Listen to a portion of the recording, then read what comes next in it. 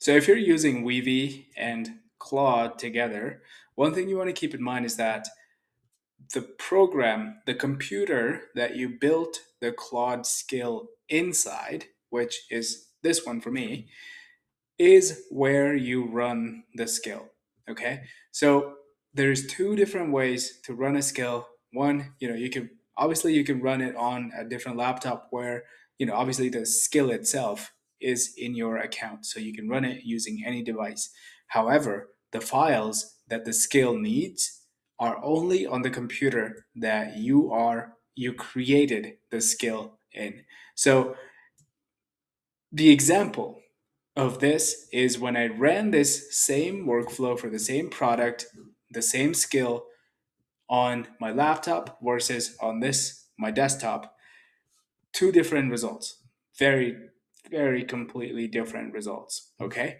And how does it work for a laptop? So the laptop has no files, the files that it needs in order to be able to perform multi-agent, multi-step call tools and call different agents, sub-agents, all that stuff. For it to work properly, it needs all those folders.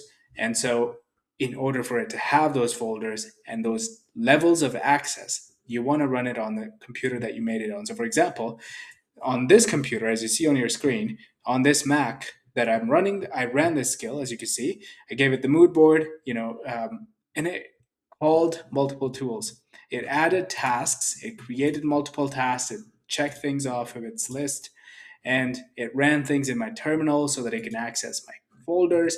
And these are the folders that I looked at. And so these are the folders that it needs to look at in order to make sure that it's going back and forth and fetching the information that it needs in order to get you the results that it needs.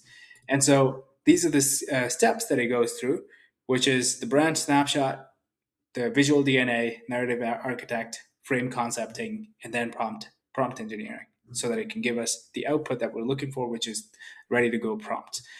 But when you run it on a device that the skill is not made on, the device that does not have access, that the Claude doesn't have access on terminal and doesn't have the access to the same folders, it only runs the prompt. So this prompt, that's all it runs.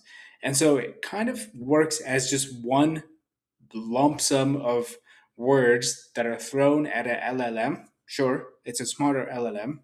That's good, but it's just a bunch of blabber, if that's a word, thrown inside an LLM, and we're just hoping for the best. And that's what happens when you run it on a computer that is not the one that is native, where it's made. So if I run it on my MacBook, this is kind of the results that I got. But when I ran it on my computer, this is the kind of results I got. Look at this freaking image. Look at this. It's amazing. I gave it the model, I gave it the product, I gave it the campaign, I gave it, look at this. So you see, it makes a total massive difference on its art direction, on its creation. Um, it makes complete look at this. Even this is awesome.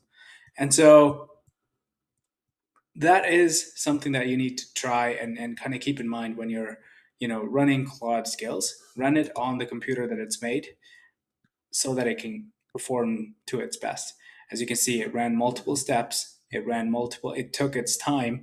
And so as a result, it was able to kind of, go through all these different instructions so that it could create the things that we're looking for, and very detailed prompts. And in this situation here, the prompts are not very well, they're detailed, but clearly the outputs are not that good, right? And so, yeah, if you don't want AI slop, this is what you need to do. And you need to make sure that you're training your skills on proprietary data, or at least if you don't have proprietary data, train in some YouTube videos. Trust me, it'll help. Anyways, see you in the next one. Bye bye.